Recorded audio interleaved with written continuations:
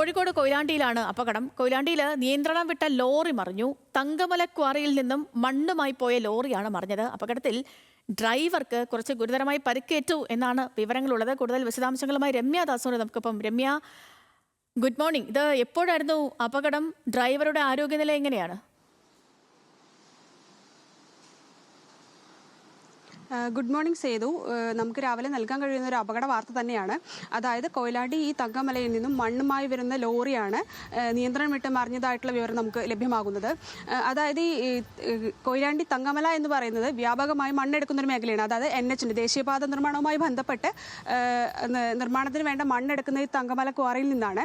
അപ്പോൾ ഈ മണ്ണുമായി വരുന്ന ലോറിയാണ് ഇന്നലെ പുലർച്ചെ ഏകദേശം ഒരു 1:30 ഈ പ്രദേശത്ത് മറിഞ്ഞത്. ഡ്രൈവർ അതിനുള്ളിൽ പെട്ട് കിടക്കുകയായിരുന്നു. അതായത് ഈ പ്രദേശത്ത് ജനജീവിതമോ ആൾവാസമോ ഒന്നുമില്ല. അതുകൊണ്ട് തന്നെ പുലർച്ചെയാണ് ഇതുവഴി വന്ന ആൾക്കാർ ഈ വാഹനം കാണുന്നത്. തുടർന്നാണ് ഈ പരിക്ക് പറ്റിയ ഡ്രൈവറെ ആശുപത്രിയിലേക്ക് മാറ്റിയിട്ടുണ്ട്. ഇയാൾക്ക് ഗുരുതരമായി പരിക്കേറ്റിട്ടുണ്ടെന്നാണ് ലഭ്യമാകുന്ന വിവരം. ഇത് ആരാണെന്നോ മറ്റു വിവരങ്ങളോ നമുക്ക് ലഭ്യമായിട്ടില്ല. അതിൻ്റെ വിവരങ്ങൾ നമുക്ക് ലഭ്യമായി തുടങ്ങുന്നതേ ഉള്ളൂ. എന്ത് തന്നെയായാലും ഇയാളെ ഇപ്പോൾ തന്നെ കോഴിക്കോട്ടെ ഒരു സ്വകാര്യ ആശുപത്രിയിലേക്ക് മാറ്റിയിട്ടുണ്ട്. സേതു. ശരി രമ്യ.